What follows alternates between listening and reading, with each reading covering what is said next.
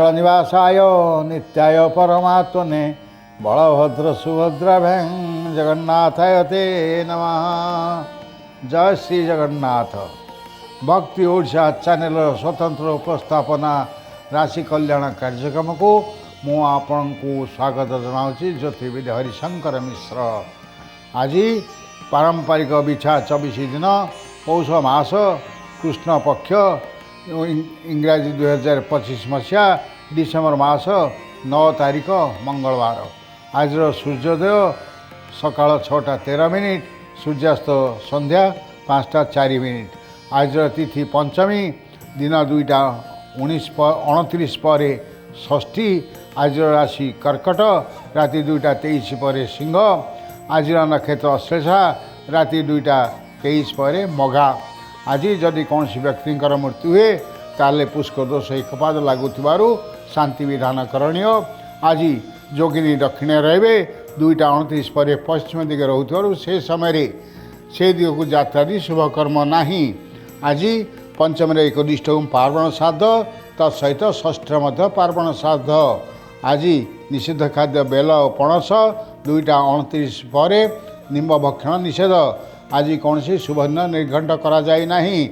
आज शुद्ध शुभबेला सूर्योदय ठारू 6:57, 8:56 ठारू 11:17, 5:04 रू 6:43, 8:21 रू 8:35, राति 9:37 रू 12:05, राति 1:50 रू 3:36 एवं राति 4:28 रू आगामी काली सूर्योदय पर्यंत शुद्ध शुभबेला थिबारु से समय आपण कौन शुभ काम करि पारंती। प्रिय श्रोता बंधुगण, बर्तमान आपण आज पंचांग सहित पंचांग संपर्क सूचना पाइले। आज शुणा शुणु आज प्रत्येक राशि जात व्यक्ति मानकर आज दिनटी किभଳି कटिब से संपर्क में सूचना देवा। प्रथमे सूचना देवा मेष राशि संपर्क में। आपण मैंने जानती प्रत्येक राशि 3 नक्षत्र अच्छी। मेष राशि 3 नक्षत्र 1-1, 2-1, 3-1 यही 3 नक्षत्र मेष राशि जात व्यक्ति मानकर आज पूर्वाह्न अपेक्षा अपराह्नटी बहुत खराब। आज आपणकर पूर्वाह्न कौन कार्य आपण अपराह्न अपमानित अपनिंदित एवं अपदस्थ हो पारती। आज आपणकर कौन दृष्टि आसुवा अर्थ अन्य बाटे व्यय हो आपन को आज मानसिक आघात दे पारे। आज आपणकर कथार वाक संयमता न रहिले आपण बंधुबांधव समाज एवं पाखपड़ी सहित परिवार मध्य अप्रिय हो पारती। आज आपणकर कार्यालय नथिरे कौन त्रुटि आपण उपस्थित अधिकारी क्षुब्ध हेबे। आज किंतु आपणकर राजनैतिक क्षेत्र में मध्य आज आपणकर शत्रु सक्रिय रहिबे एवं आपण को प्रति मुहूर्त अपदस्थ करने को चेष्टा करुँ से आपण सतर्क रहिबा जरूरी। बर्तमान आम सूचना देवा वृष राशि संपर्क में। वृष राशि 3 नक्षत्र 3-2, 4-2, 5-2 यही 3 नक्षत्र वृष राशि जात व्यक्ति मान आज पूर्वाह्न अपेक्षा अपराह्न बहुत भलरे कटिब। कौन कार्य पूर्वाह्न आपणकर मन को दुख देते अपराह्न दूरीभूत हो। आपणकर पूर्वाह्न कौन व्यक्ति सह कलह हो पारे जे कि अपराह्न आपण पाखे आसी से निजे भूल स्वीकार करिवो। जदि आपणकर राजनीतिक भित्तिभूमि थाए ताले आज आपणकर अपराह्न कौन शुभ खबर पाइबे। आपणकर आज सभा समिति को निमंत्रित हो पारती एवं सम्मानित होवार संभावना रही। घरे पाख पड़ोसी आपणकर आज सम्मान बहुत वृद्धि पाइब। पिला माने आंकर कौन भल खबर पाई आपण मन खुशी रहिबो। एवं सर्वोपरि जदि आपण आज कौन अर्थ विनियोगकारी संस्था पाखे टंका विनियोग करने चाहती आज अपराह्न करंतु निश्चित लाभवान हेबे।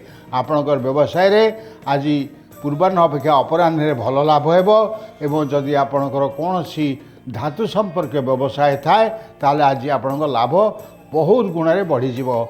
आज आपणकर दिनटी बहुत भलरे अपराह्न कटुथिबारु आपण पूर्वाह्न टिके निजको जगी रखि चलतु एवं सकाळु टिके दही बा महू खाई दिनचर्या आरंभ करंतु। कौन प्रकार असुविधा आपण बेसी हो न पारे। बर्तमान सूचना देवा मिथुन राशि संपर्क में। मिथुन राशि 3 नक्षत्र 5-3, 6-3, 7-3 এই ତିନି ନକ୍ଷତ୍ର ମିଥୁନ ରାଶି ଜାତ ବ୍ୟକ୍ତିମାନଙ୍କ ଆଜି ମନଟା ବଡ଼ ବ୍ୟସ୍ତ ଭିତରେ କଟିବ। ଆପଣଙ୍କର କୌଣସି କଥାରେ ଆପଣ ନିଷ୍ପତ୍ତି ନେଇପାରିବେ ନାହିଁ। ତେଣୁ ଯଦି ଆପଣ କୌଣସି ଦୃଢ଼ ନିଷ୍ପତ୍ତି ନେବାର ଥାଏ ତାହେଲେ ଆପଣ ଆଜି ଘର ବା ବନ୍ଧୁବାନ୍ଧବ ସହିତ ଆଲୋଚନା କରି ନିଅନ୍ତୁ, ନଥବା ଆପଣ ଆଜି ପସ୍ତେଇବେ।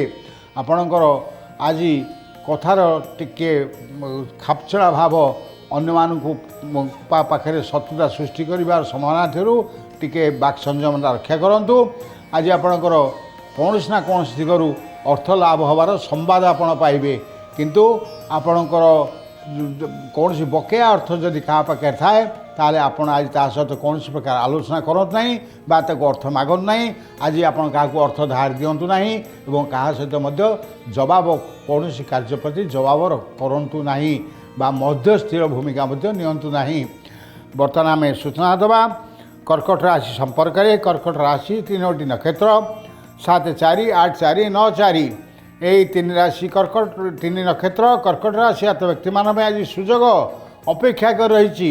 ଆପଣ ସୁଯୋଗର ତାର ସୁଯୋଗ ନିଅନ୍ତୁ। ଆପଣଙ୍କର ପ୍ରତ୍ୟେକ କାର୍ଯ୍ୟରେ ଆପଣ ଯଶସ୍ୱୀ ହେବେ। ଆପଣଙ୍କ ଆଜି ଯଥେଷ୍ଟ ଅର୍ଥ ଲାଭ କରିବେ। ଯଦି କୌଣସି ଜଳଜାତ ଦ୍ରବ୍ୟ ବ୍ୟବସାୟ ଥାଏ ତାହେଲେ ଆଜି ଆପଣଙ୍କର ଆଶାତୀତ ଲାଭ ହେବ।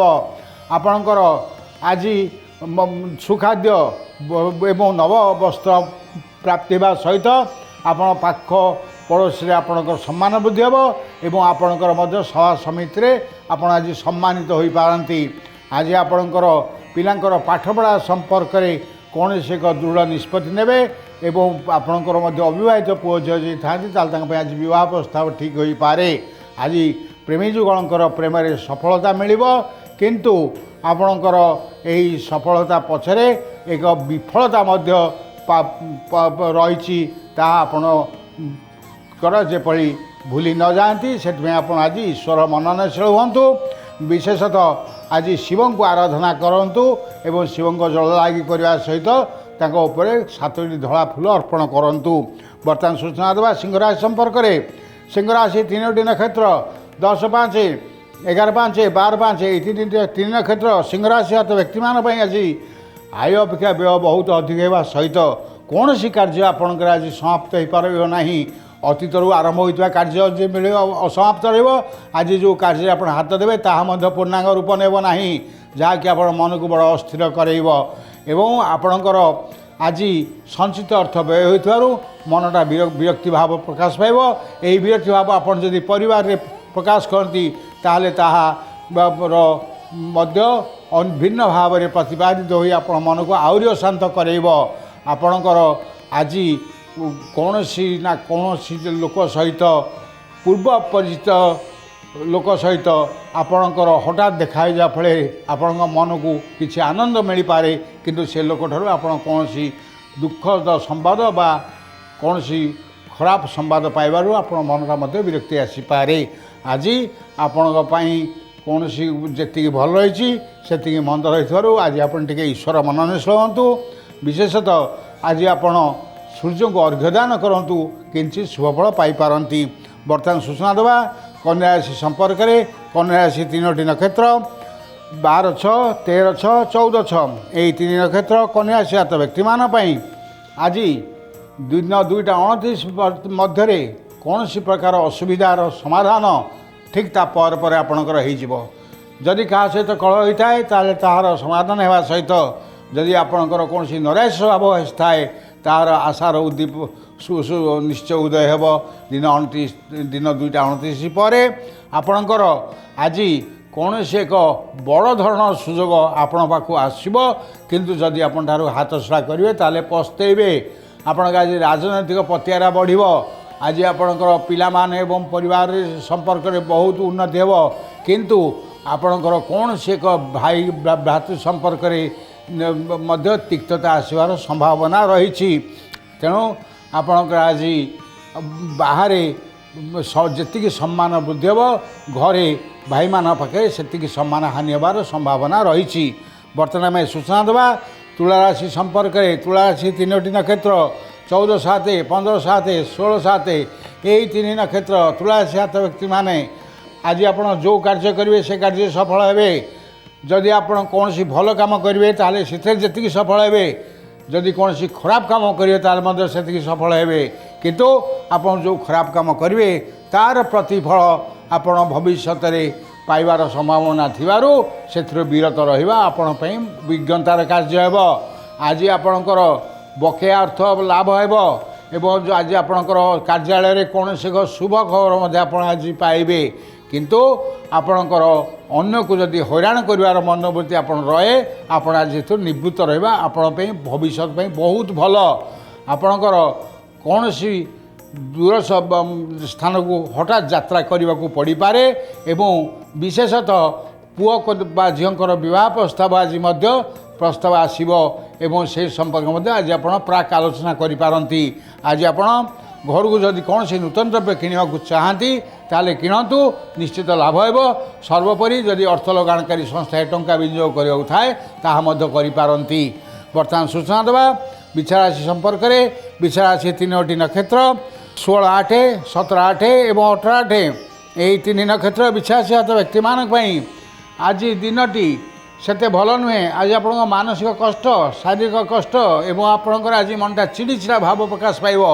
आज आप चिड़चिड़ा भाव प्रकाश पाइबा फल घरे एवं परिवार रे समाज रे एवं पाख पड़ोसी आप आज निश्चित भाव लोक पाखे अपनिंदित हे बा लोक पाखे आज आपणकर सुनाम आंच आसब।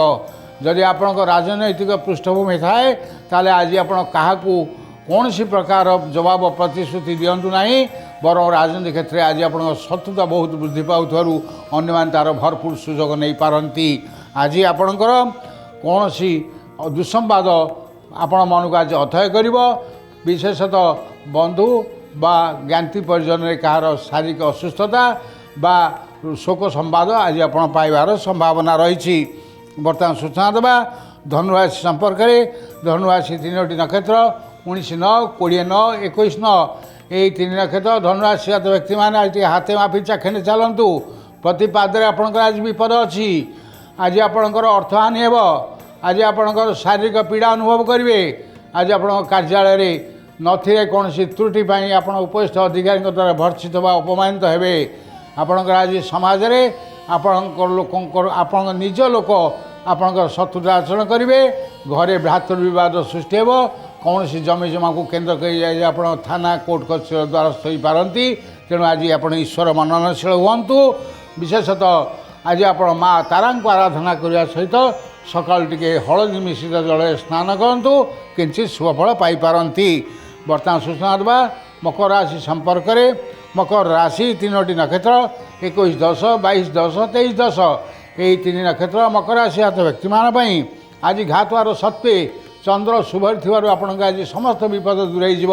आज आप केवल जदि दूर यात्रा करुँगी ताले दक्षिण काली को आराधना करी 7टी कला पुष्प अर्पण कर जातु आपण सबू शुभ फल मिल।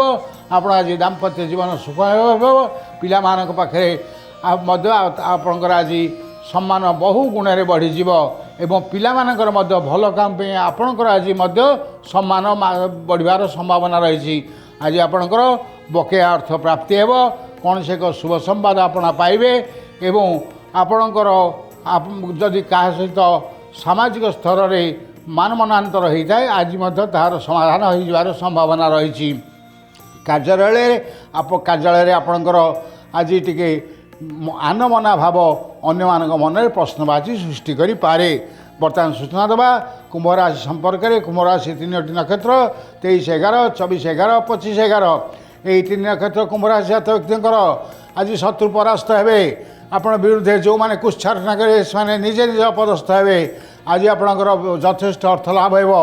आज आप व्यवसाय थाए ताले व्यवसाय मध्य आज आपणकर लाभ होगा संगे संगे नूतन व्यवसाय प्रति मन बढ़।